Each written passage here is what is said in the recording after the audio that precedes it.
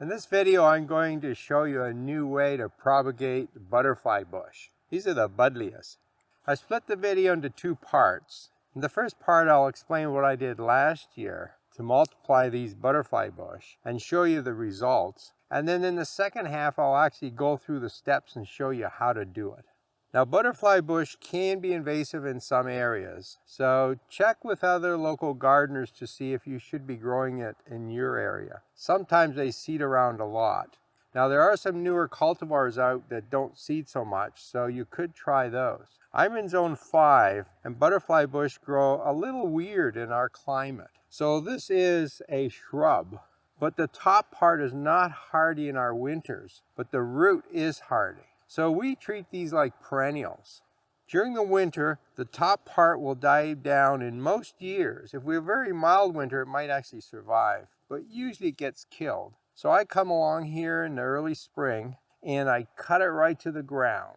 And butterfly bush sprout quite late in our climate, so you have to wait a little bit. It's about mid-spring before I see new growth, and then it grows like crazy and grows into a nice bush. It's been flowering now for at least 2 months, and I usually deadhead these to keep them flowering, but it's pretty late October now and I'm not going to deadhead anymore. I'll just let them go. But I wanted to move this shrub to a different location.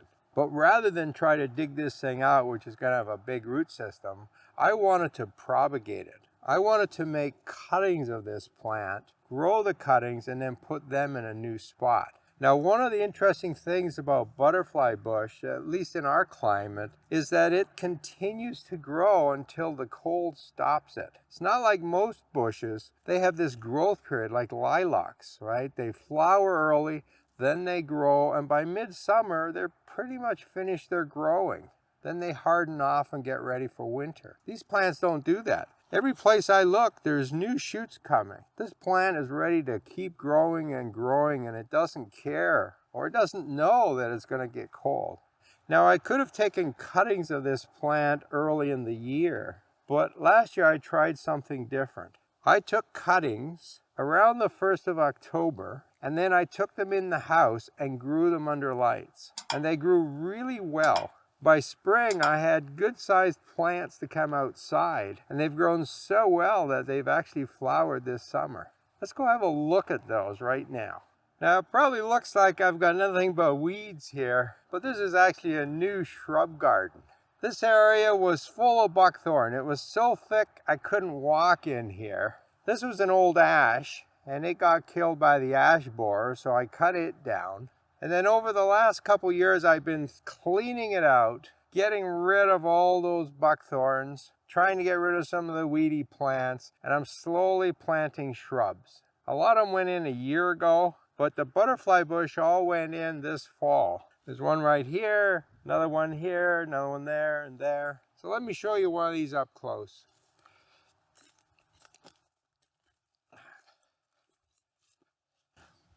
This is one of the butterfly bush that I rooted this time last year. You can see it's 2 feet tall. It's bloomed. In fact, some of the other ones here have bloomed twice already this summer. So what I did was I took the cuttings last October, took them inside, grew them inside under lights, brought them out in the spring. I left them in pots for another couple months. So now we're somewhere around the middle to the end of August, and I planted them out in the garden. They took off as soon as I put them in the soil here, and they started flowering. It's actually quite amazing that in 1 year you can go from a cutting to a flowering plant that's 2 feet tall in a shrub. So I've got about half a dozen spread around this area, and every one of them did really well.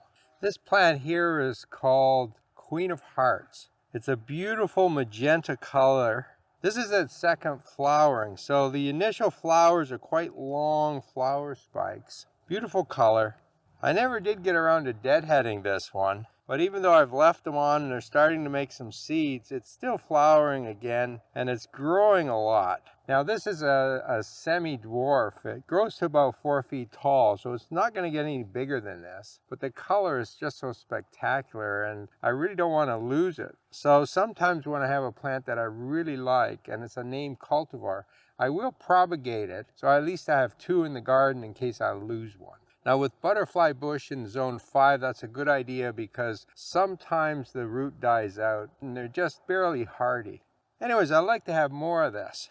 So what I'll do, simply make some cuttings. And the cuttings I do here are just standard cuttings. There's nothing special about it. What is special about this technique is that I'm going to grow them inside under lights. But I'm going to go ahead and show you how to make the cuttings anyways. If you already know how to take cuttings, you can skip ahead a couple minutes and I'll discuss how I grow them inside. It's the 3rd week of October and any day now we're going to have a frost that's going to knock these back, so I can cut off whatever I want. I'll just take some good stem cuttings. Got lots of material here. Now let me show you how to take some butterfly cuttings. You'll need some pruners or maybe a scissor will do too. You need something to put the cuttings in. And I like these square pots, and the media I use is ProMix plus some extra perlite in there. The ProMix is mostly a peat-based mix. The perlite adds a little more porosity, and I find things root better in a very porous material. It's not that critical what you use here. It could be vermiculite, perlite, sand, and quite honestly, I've even used my garden soil, which has a fair amount of clay in it.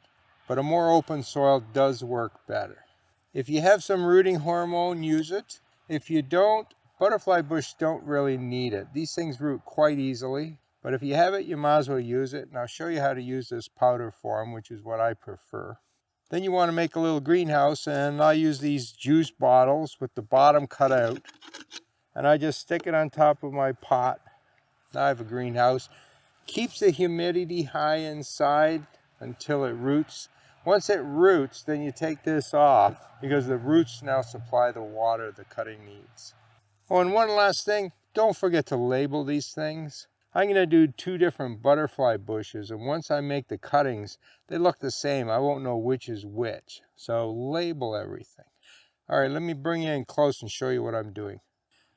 For cuttings, I like to use the stiffer stems here. They're semi-hard. These side branches are a little soft. Remember, this butterfly bush is continuing to grow. I never use the tips, so they come off for sure. I find a node and cut below the node. And at the bottom, I always make a slanted cut.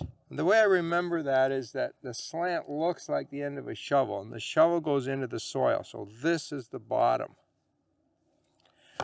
All these side branches can come off. The extra leaves can come off. At the top, I want to leave a bit of leaf growth. So I'm going to leave just this tiny leaf. Take this big one off too.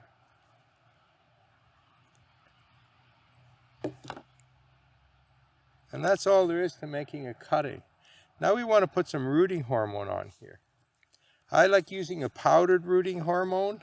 This is a number 3, which is designed for woody cuttings. Just put it in, shake it around, and shake the excess off. Too much rooting hormone will actually stop rooting. Now, what a lot of people recommend is that you take some of this out into another dish and do all this in another dish. And the reason for that is you don't want to get contamination in here. You don't want any disease from this plant getting in here and then being transferred to the next rooting. And that's probably a good idea if you're a nursery and you're doing this for business. But for the homeowner, I just do it that way. I've been doing it like this for 20 years and it works just fine. Now take your cutting and push it in the soil. And I go pretty deep on here so that just the top part is showing. All right, let me show you that again with another cutting. Slanted cut at the bottom. Use 2 nodes. Cut the top off. Take off the excess leaves. In this case, I'm going to leave this little side branch here and the little leaves on it. Take these larger leaves off. And take most of this off. So I have a small amount of leaf at the top The top is cut flat. That way I know which way goes up. Now you might think, well, the leaves are obviously at the top, so I know which way goes up. But if you're doing hardwood cuttings, you won't have any leaves. And then it's very easy to get them upside down. So it's just a good habit to get into. Slant down here, straight cut there. Little rooting hormone, shake it off, stick the cutting. The only thing left now is to water it and put the little greenhouse on. And don't forget to tag it. Now it's ready to go inside and put under lights.